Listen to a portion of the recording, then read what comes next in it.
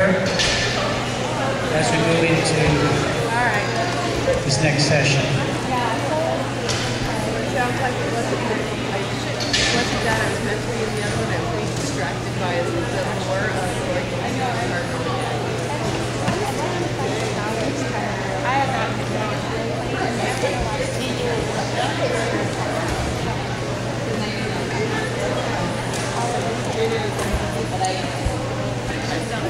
We will need to get started so we can get finished on time and ready for Mass. So if you join with me in the name of the Father, and of the Son, and the Holy Spirit, amen. Generous God, source of all wisdom and knowledge, you sent your Son, Jesus Christ, to live among us and to proclaim the message of faith, hope, and love to all nations. We thank you for the gift of Claire Yzaguirre. May your word through her light up our minds and give us understanding. Help us to listen to your word with simplicity and to treasure the mysteries of your kingdom. We ask this through Christ our Lord. Amen.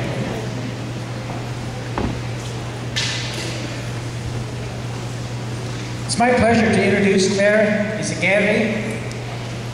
Claire is a licensed marriage and family therapist and family life consultant specializing in premarital consultation, couples therapy, marriage enrichment, cross-cultural issues, anxiety reduction, stress and time management, parenting consultation, and spiritual development. Thus today we're looking at the spiritual life of children. And Claire has over 30 years of professional experience helping couples and families. She holds master's degrees from Fuller School of Psychology and from Fuller School of Theology. She spent 1 year at the Institute of Holy Land Studies in Jerusalem, specializing in biblical studies and ecumenical dialogue. She has developed formation programs for campus ministry, family and children's ministries, lay leadership formation, women in ministry, and community outreach. With her husband, John, she has co-authored Thriving Marriages, an inspirational and practical guide to lasting happiness, which has been translated into both Spanish and Italian. They co-direct the California Pro-Social Institute in Irvine, California.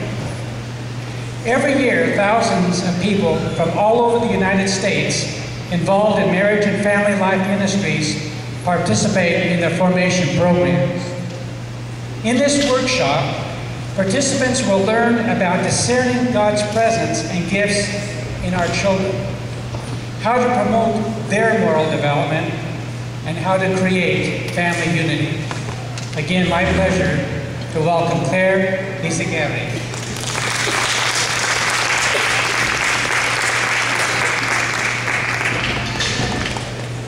Bob, thank you. Hey, and you said our name really good. Yzaguirre. Hispanics, let's let them know how it says. Yzaguirre. Perfect. That was one of the perks of me marrying a Spaniard. My Scotch-Irish roots met his beautiful Spanish Basque roots, and a beautiful hyphenated name came out of that. That was wonderful. How are you this mid-afternoon? It's so good to see you. How many of you have children or are teaching children? Those little beasties that we love so much. How many of you are catechists in your church, Sunday school teachers?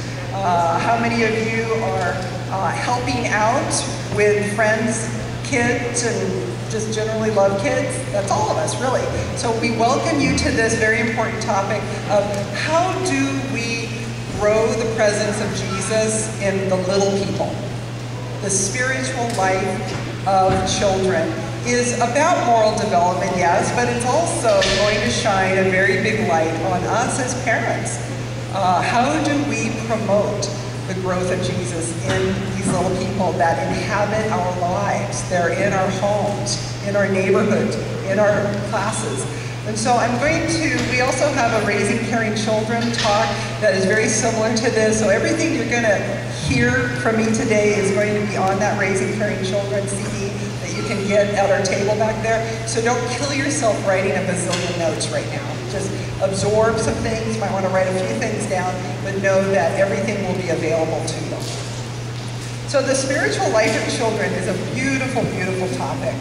It's about how do we really embrace the truth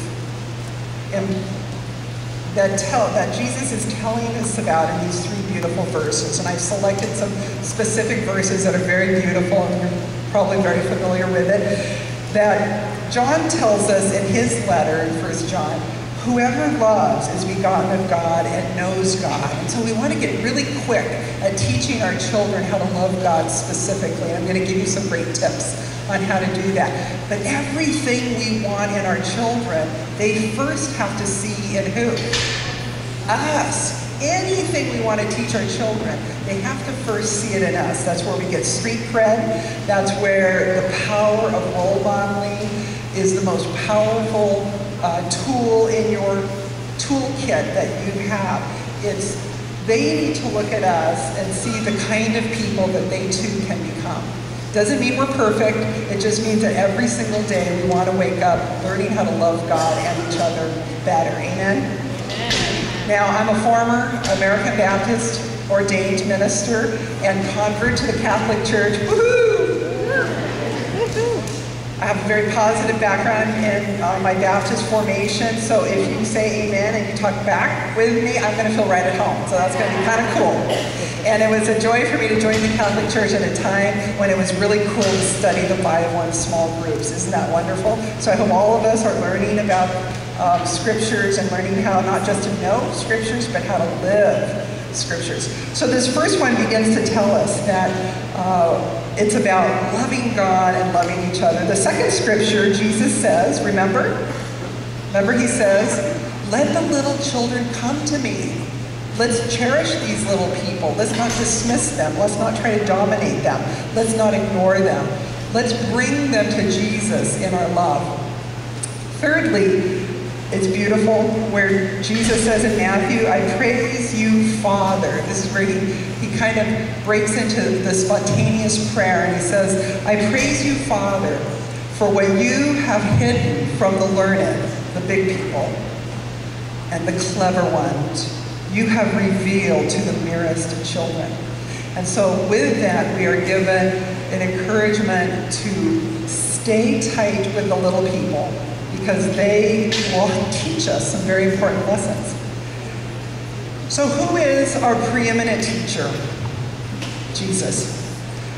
How do we teach our children? So I'm going to take you on a little journey of remembering again how Jesus taught us. Jesus came from heaven to earth. Know that song? Such a great song. Came from heaven to earth, died for us, rose to take us back to heaven. And so Jesus is the one who can teach us so much about how to, through his teaching style, through his message of love, through his presence, how can we bring Jesus to the little people, to our children? How can we be Jesus in our families? And so let's dip in a little bit.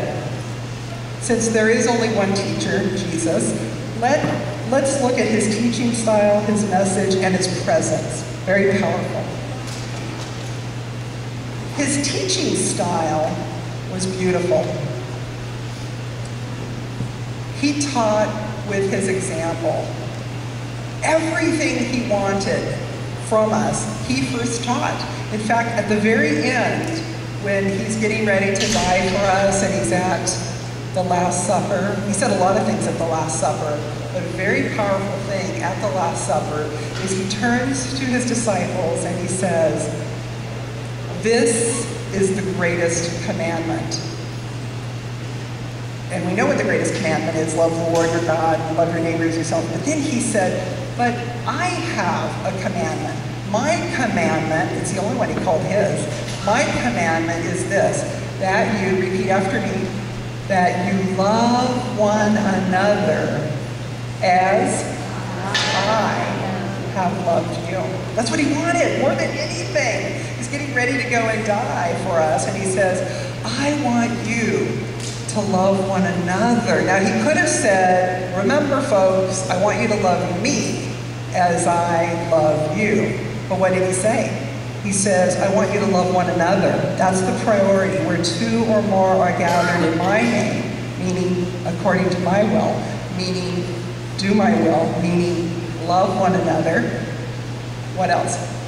There I shall be, where two or more are gathered in my name, doing my will, loving one another, I will be there. So really, you could say our preeminent job as parents, as grandparents, as uncles and aunts, as catechists, is to help our children live out mutual love. Now, in all the years that John and I have been teaching our parenting classes and our marriage classes, and we've interviewed a bazillion kids, as you can imagine, and we asked them things like, what do your mom and dad really want you to learn? You know, what's really a priority for you? What do you think they would really want you to learn? And never once have we heard a kid say, our mommy and daddy say it's really, really important that we practice mutual love in our family. We have not yet heard that. What we've heard is, well, they don't want us to get in trouble. They want us to make good grades. They want us to, and then lots of things we hear. But isn't that a shame that the essence of Christianity, which is to live mutual love, somehow is escaped? And so let's really bring that first and foremost as what Jesus wants us to do. He taught by his example. He gave positive norms. He says, this is what I'd like from you. You know, this is important. If you want to follow me, pick up your cross and follow me. And he gave very specific norms and standards of what he wanted. He also defined the consequences of what would happen if we don't follow him, if we do follow him, and he facilitated communication. So let's break this down. There's some very specific skills on each one of these as we follow his lead in his teaching style. Jesus taught with his example. Powerful stories where he accepted people as they were. Now think about in your life with your children and what they observe in you. Do we accept others or do we judge others? Do we say, we like these people, we don't like these people? Did you know, and the research bears this out, that the parents that have the highest authority, the highest street cred with their children are the parents that have what we call the 3 C's. They are caring, they are competent, and they are congruent. What does that mean? When children see that we are caring, they see that we are accepting people as they are, and we continue to accept our children as they are. We don't shame them. We don't get confused between guilt and shame. If they do something bad, we say, Joey, that wasn't so good what you did. But Joey, I know you. I know you are capable of more. And this is what I want for you. And should Joey feel guilt? Yeah, that's part of the learning curve. Should he feel that we don't accept him? Never. We need to keep accepting children and saying, hey, you know, when you misbehave, you did this, not so good. I want you to do this. But you know what? I know you. And I know you are capable of doing this. Come on, let's get onto the right path. Jesus never confused our worth with the bad things that we did. He always valued the person. And so let's follow his lead and let's know the difference between guilt and shame. Let's continue to be perceived by our children as caring, not judgmental, not shaming parents. And sometimes we've grown up in families where we have been shamed, where it wasn't okay to be who we were. And we felt not only did we do bad stuff, we felt we were bad. Let's not pass that legacy on to them. So let's be caring. The second C is let's be competent. Let the children see that we're able to handle our stress. And let's be able to roll on with that so that they don't have to worry so much about are we going to be able to handle the stress that comes into our lives, where we have meltdowns and we get angry. Again, we're not perfect, but can they see that we have good days and we have bad days, but they're not responsible for our emotional happiness, and they're not responsible for being little adults. That they can see that we will learn coping skills to handle our stress. That's when our competency rises. And children learn to respect parents who they see worry about stuff, but they are able to handle the worries about stuff. The third C is congruence. Do we actually do what we preach? If we say to Joey and Sarah, hey, I want you to be a good friend, can they see in our life that we are good friends? If we say, hey, I want you to do this, can they see it in our lives? Do they see the congruence that we practice what we preach? One day in a workshop, I had several parents like here, had a mom and an adolescent daughter sit in the front row, and during Q&A, the adolescent daughter raised her hand and said, you know, Claire, I really like this part about being congruent, because my mom is always nagging on me to clean up my room. You should see her room. And so I looked at the mom to give her a chance to talk. I said, is that right? She goes, it's true. So this is the part where we accept people as they are. We imbue our teaching of our children with authority. We practice what we preach through the 3 C's. We're caring. They perceive us as caring, that we love them. We accept them. We don't accept sometimes what they do, but we accept them. That we are competent, that we can learn how to manage our stress. If we're squabbling in our marriages, we can learn marital skills, and we can teach our children that we believe in our marriages. We're not going to throw in our towel. And yes, Mommy and Daddy are having some difficulties right now, but guess what? Mommy and Daddy are going to learn some skills. We're going to go take classes. People who come in to see us for marriage counseling, they have small children. They say, what should we say to our kids if we're doing counseling, we're doing therapy? And we say, just tell them you're going to classes. You know, you're learning skills on how to get along. And these are the same skills you're going to be teaching in your family. There is no shame to learning how to live unity. So caring, competent, congruent. We practice what we preach. We teach with our example. These are very powerful ways that we can boost our authority in the family. What about Jesus gave positive norms. He told us exactly what he wanted of us. That for God, I mean, think about what I like to call the gospel in a verse, John 3:16, that we just had as the gospel reading a couple weeks ago. We're all very familiar with it. We can say it right now. For God so loved the world that he gave his only begotten Son, that whosoever believeth in him should not perish but have everlasting life. I like to call that a gospel in a verse, because it kind of gives us the essence of Christianity. So we see there that God says, come to me and believe in me. It's an invitation. He can't make us do stuff, but there are consequences if we don't, right? In some ways, our children need to know that the most important thing that we want from them is to live mutual love, which is the essence, the synthesis of the gospel.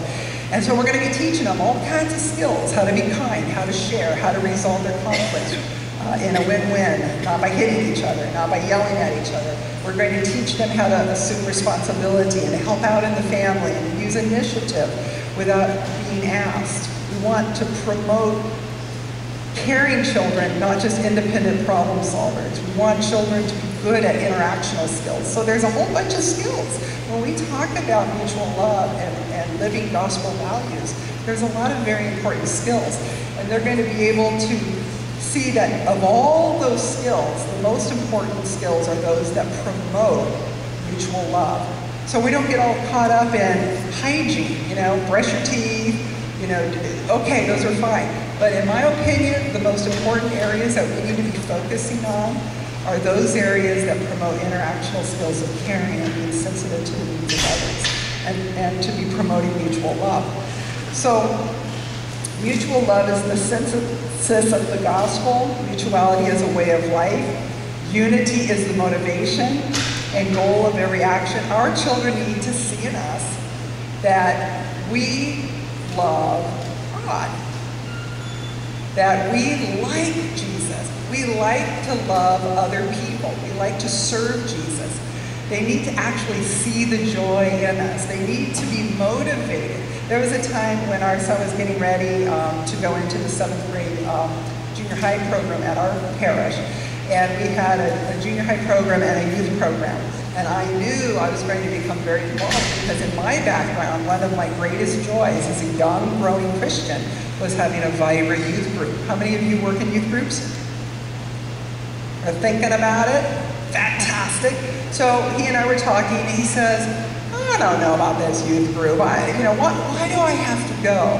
And it was the most beautiful moment because when he asked that, what just came out of me was this very spontaneous smile and joy. And I said, oh, youth group is cool. Youth group is where we learn how to love Jesus in a group. This is where we learn to have the joy of our salvation. And I use more age-appropriate language, but y'all are big, so I can use this kind of language.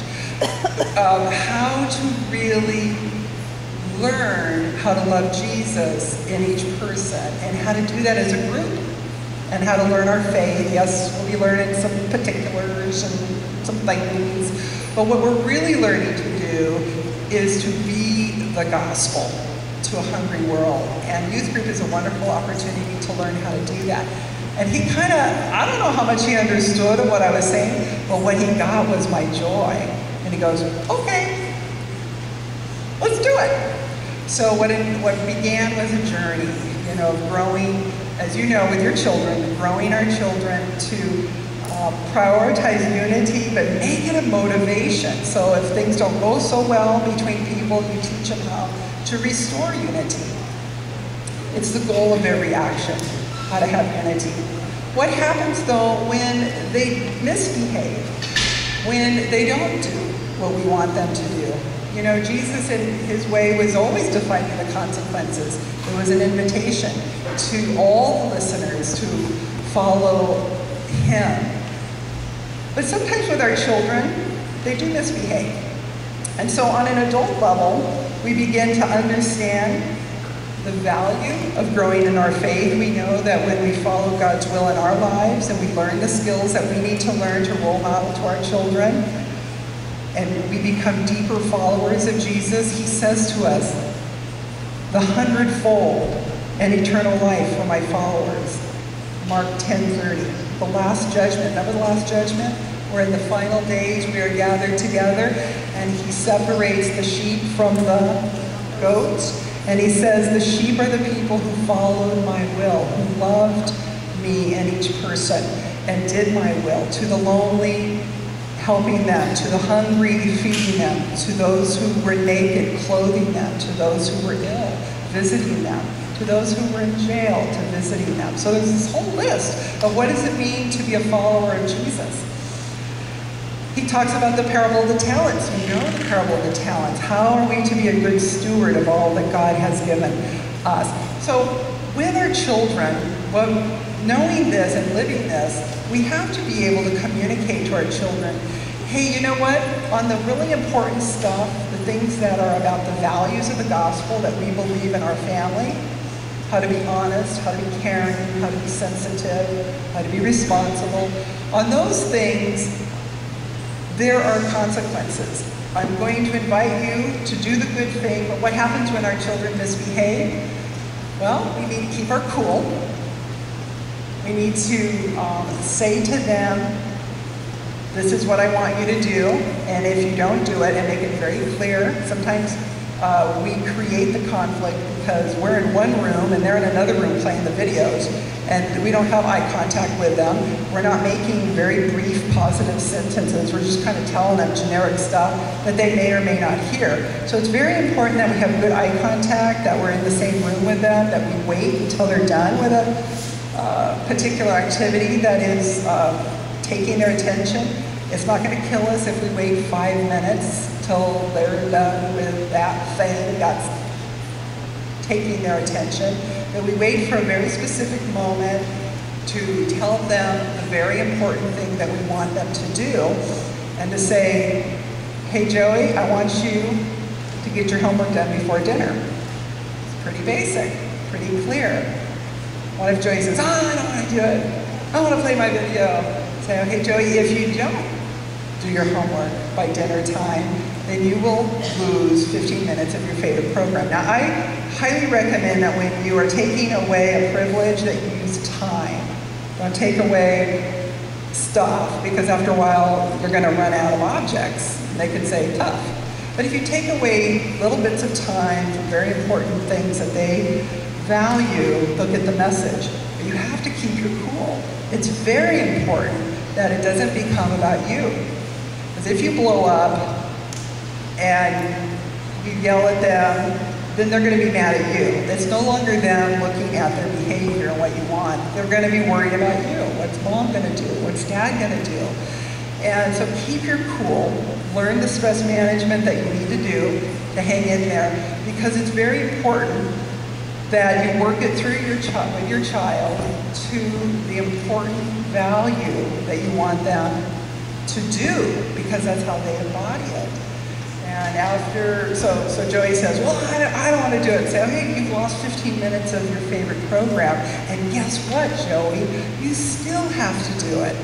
Well, and they kind of slow down. Because if you keep your cool, say, okay, then you've lost another 15 minutes. That's 30 minutes. Kids are smart. They don't want to be losing important stuff, but you got to stay calm. And you got to keep your eye on the ball and say, okay, you've lost 30 minutes of your favorite program. And guess what? You still have to do it, because why? That's the value we're teaching them. You have to share your toys with your sister. You need to finish your homework. If you break a window, you need to go apologize to the neighbor and then pay for that window. Whatever the issue is, the value is that you're teaching your child. When they misbehave, stay calm, stay cool. They'll learn that it doesn't pay to procrastinate and avoid and not do the good thing, because then they get penalized, they get their consequence. And guess what? They still have to do the good thing. That's where parenting really takes over. It's not just taking away privileges. It's where you give positive reinforcement for the good thing. Create opportunities for them to be good. I'm going to elaborate on that. Jesus facilitated communication. And this is what we can do too. He used super relevant language to engage people in their daily life, and used lots of images to communicate his message, and lots of parables. You know, by studying the parables, he's asking questions. You know, what does the kingdom of God look like? And what do you think happened when the master came back? We're studying the parable of the talents, and we're also coming up on another parable at Mass. We're going to hear in a little bit about the parable of the seed sown on the different types of soil. So in our language with our children, facilitate communication. Do your children know who you are? How many times have you grown up in your own family and you knew that dad brought home the money and mom was busy with the kids? But how many personal stories do you know about your parents? Share with your kids some meaningful experiences about your life. Some of the most meaningful experiences can be shared as you're taking them to sport events and picking them up from school. Don't just say, how was your day today? Many children will say to us, I don't like talking with my parents because they just want to grill me until they find out if I did something bad. And so they're scary people. I don't want to talk to them, you know, because they're just going to bust me. They're just asking questions to find out if I did anything wrong. And you don't want your children to be afraid to share with you. We will have dramatically different experiences with many of these children. You know, we can't get them to shut up, you know, and we'll be talking to their parents and saying, oh, I don't know why you say that Brent and you don't talk. We can't get them to shut up.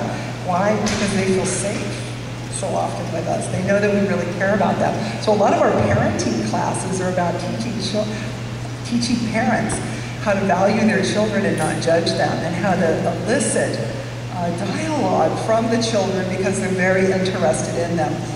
When We shared personal experiences at the dinner table with our son. He was very interested.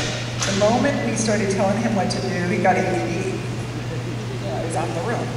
It was like, yeah. If we ever preached anything about the gospel, that becomes boring. But if we shared an example of how we live the gospel, that was very interesting. So sharing some real experiences, it's the best way to convey the gospel, is to share how you live it and invite the children to come with you to live the gospel by going to the soup kitchen, by helping the sick neighbor, by caring for grandma and grandpa and the family.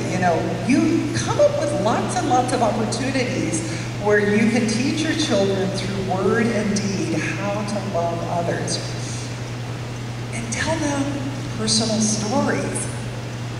Tell them the things that were valuable to you, where they can learn from you. These communication skills are so powerful when we share personal experiences and listen with genuine interest, value what they share. We ask questions that foster dialogue. This is where our children feel like we're really interested in them. We're not just giving them 20 questions to find out if they misbehaved at school So pick your time well. When your children come home from school, that may not be the best time to talk to them. Are you the best person to talk to when you come home from work? Probably not. You might need a little bit of time to eat some food and debrief and pick a time with the children in your life to say how questions. How did it go at school? Tell me more about your friends. Don't say, you got any friends? How to go, what did you do at school today? Nothing. Tell me about your friends. What do you want to know? Anything you want to share. Build off of the rapport that you're developing with each kid. Some kids are easier than others, right? When you were little, were you an easy kid? Or were you a challenging kid? Some kids are really easy. Some kids are very challenging. So seek to find a place to convey to each child what we like to call, John and I call the AAA, affection, attention, appreciation. Give some attention, listen to the children, ask them questions that you actually remember. You're not multitasking, you're not trying to cook and listen. You're not trying to get their attention when they're playing a video game. There's a time where you have time to connect. Affection, share with them your love. Don't be such a cold fish. Many parents have told us, well, I don't want to be too affectionate with our kids because then they're going to get away with murder. We say, no. Because you're very clear. If you're very clear on what's acceptable and what's not, and the removal of a privilege to teach compliance, and then the positive reinforcement skills to carry through with them, they'll be very clear that the values that you're teaching them, like being honest, it's not just being honest one day a week. You want them to be honest for the whole week. You don't want them to just be good in church on Sunday and then act like savages with the neighbors. The values that you're teaching your kid are good values every single day of the week. And you're going to be role modeling that. So don't be afraid to love them and to share with them your love and to be warm. And some people are just cold fish. So if you're a cold fish, warm it up a little bit with affection. Affection, attention, appreciation. Everybody needs appreciation. So work on your AAA, called the AAA. Give it to your children each and every day. Foster communication. Find out what is of interest to them. Have them experience that you value them. One mother said, well, I put quality time in with my kids, I take them with me every day on my errands. And I said, well, how do they like going with you on your errands? And she said, they hate it. They hate every minute of it. And I said, so don't think that just because you're spending time together, it's quality time. And she's learning that. She's learning, oh, okay. So don't think that dragging your kids along with you to do what you need to do is quality time. Create some time through dinners and playing at home and having recreation, that it's time that the children perceive as a value to you and to them. What happens when there are differences of opinion and there are conflicts between us and the children. It's very important to maintain emotional control because, like I said, if you lose it, the children get nervous about you. It's no longer about their behavior. They're nervous now about you. What are you going to do? How is mommy going to react? How is daddy going to react? Maintain emotional control. Let them know what's important. But there's a difference here in teaching compliance, you know, the things that they need to do in terms of being honest and sharing, and the values that we hold dear to our heart as Christians. And then there's this whole other area where they're just different from us. They're a different culture. There was a time when our son, in his early adolescence, only wore black. And we would say, "Hey, Paul, where's the funeral?" And he'd go, "Well, no, we just like black. It's cool. It's cool." It's like, okay, well, we like color, so hope you discover color pretty soon. And he did. But at the time, it was like black, black. There are certain types of music that your children will like that you don't like. I remember having lots of conversations with our son about his musical tastes. And I kind of like soft rock and classical. I could not relate to the music that he was listening to. And so we rigged up a deal in our travels together and say, "Hey, Paul, in our family car, you are welcome. It's not just our music that we're going to listen to. You know, we're not going to say to our children, 'Hey, this is my car, you're going to listen to my music.' No," although sometimes we say that. That's not the way to go. Say, mutuality is the goal here. So, Paul, on the way to school, we're going to listen to the music you like to listen to. And on the way back from school, guess what? You're going to listen to the music I like to listen to. It's a win-win. So try to rig up as many of those conflict resolution moments as possible, where you begin to understand where your children are at. They're at a different place than we are. It's not about putting up with disobedient behavior when it involves a value. But I want to address this other area. They're just different. They're different from you. And they need to experience that we value them in their difference. We don't have to make them agree. We don't have to agree with them. Understand your children's needs and expectations. Let them experience that you're valuing them. You're learning about those video games. You're learning about the computer. You're learning about the activities they like. One family was very much into sports. They got a kid who was very musical. They didn't know what to do with him because they didn't have a musical bone in their body. They were all about sports. And this kid's self-esteem was just hitting the floor. And they began to learn how to be bicultural. Say, you know what, our culture of sports is different from his culture of music. So we're going to learn to value our son's love of music, even though it's not something we're that interested in, because we love him, we're interested in promoting that. And so in many ways, growing up in a family, everybody is a different culture. You are one culture, your children are another culture. If your parents live with you, that's a third culture. You might have 4 cultures living in your family if you have an extended family. Does it always have to be grandpa's way? Does it always have to be the kids' way? How about if we have families where we learn to value each person?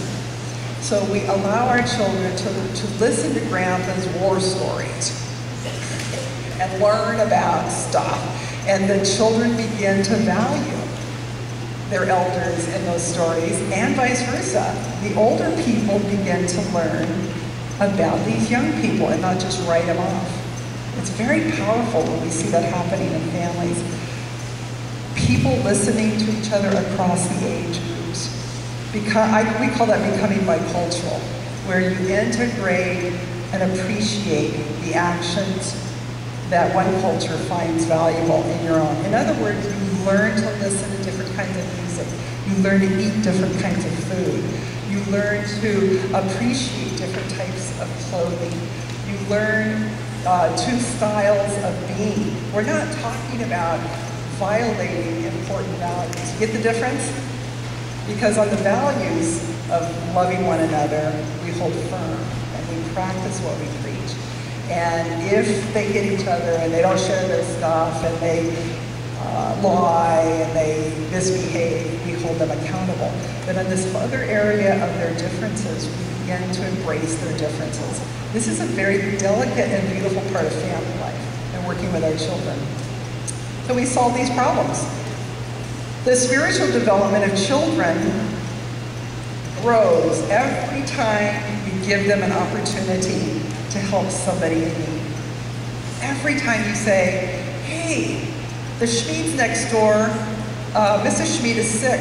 How about if you join me in the kitchen and we bake a casserole? Let's go deliver it to them. And your kid might say, I don't want to do that, but I'll help you deliver it. Say, great. Create opportunities for your kid to say yes. Don't make them do stuff. When we were raising Paul, John and I would say, you know what?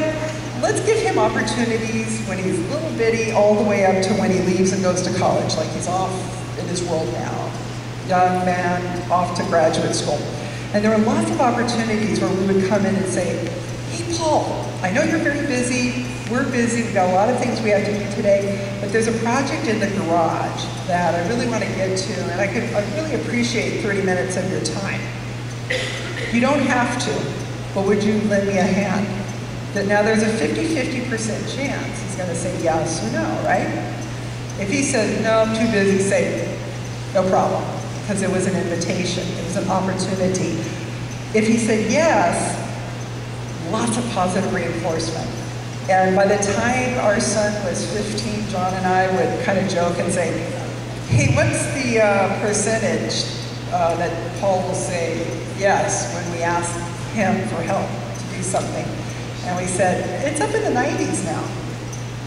You know, it was back years ago, it was 50, then it was 51%, then it was 52%, 53%. But the more he experienced the positive fruits of helping, lots of opportunities to help those in need in our family, to help us, to help neighbors, he reaped the fruit and he realized the value of, this is fun, this is great. I have a lot of self-esteem from bringing joy to the lives of others. So create opportunities, you know, if you're a youth worker, if you're a parent, create opportunities for your children to help those in need. Show them the joy of loving. They need to see it in us to say we love Jesus and we want to help, we want to serve Jesus. There was one youth activity where we went very often to soup kitchen at a parish close by. And every Saturday, 500 to 900 people who were poor in the outlying area would come and they would be fed. And youth groups from all over, charity leagues, you have soup kitchens around here. There's one in every neighborhood.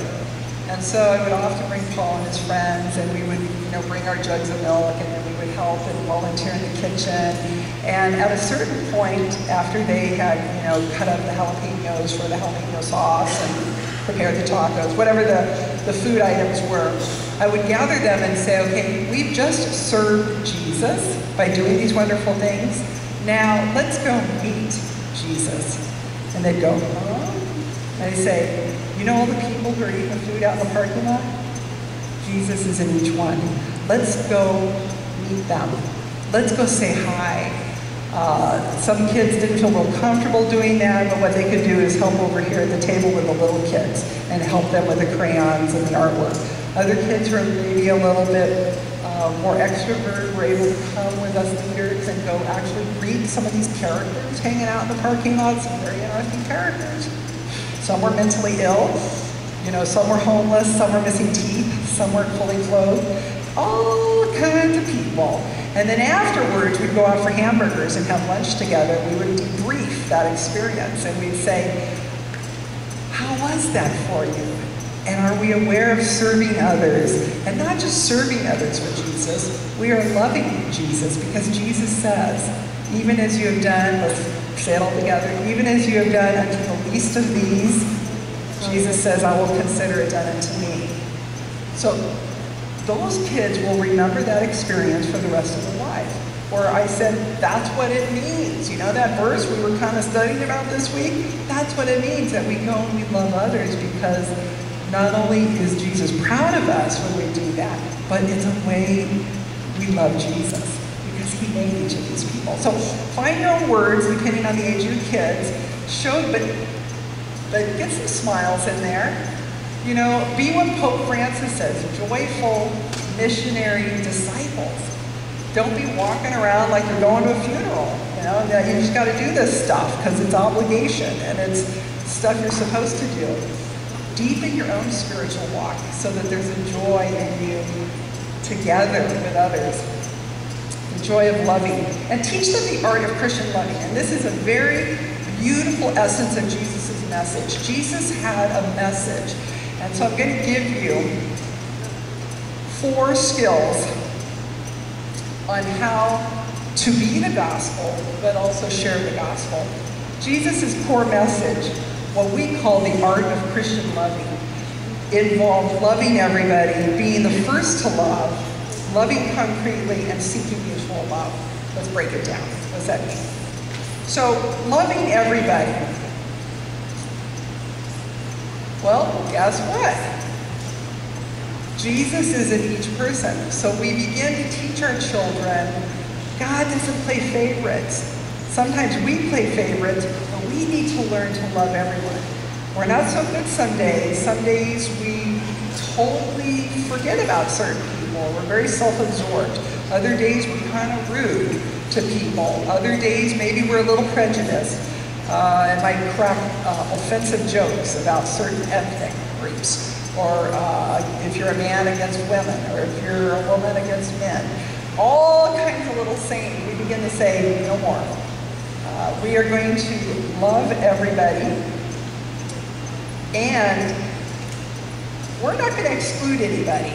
And so sometimes we exclude people because we don't even see them. So think about the invisible people in your life. You know, you're going out to water your lawn, which we haven't done recently because we're in a drought, so we let our lawn totally die.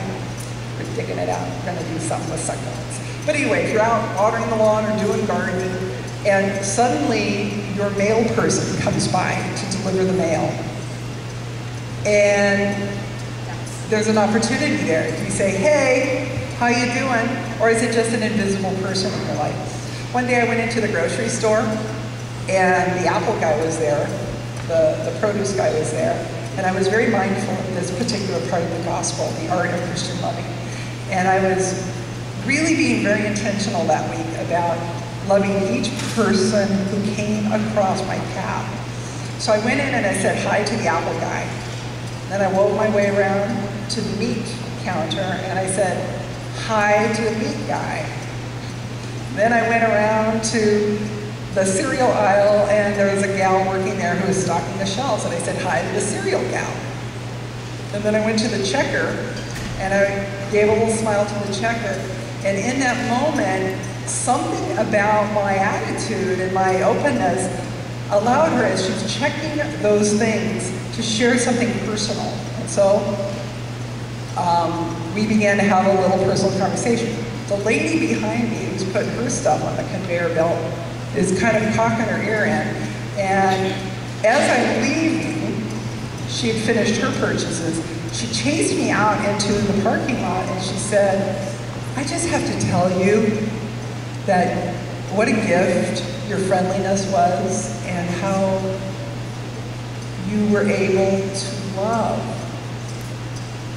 that checker. I mean, it was totally spontaneous. And I think if we just, today, even as we leave today, we go into Mass, if we just acknowledge each person, you know, and say, I care about you, I'm listening to you, I hear you. It can be a very subtle shift that's extremely profound. Don't exclude anybody.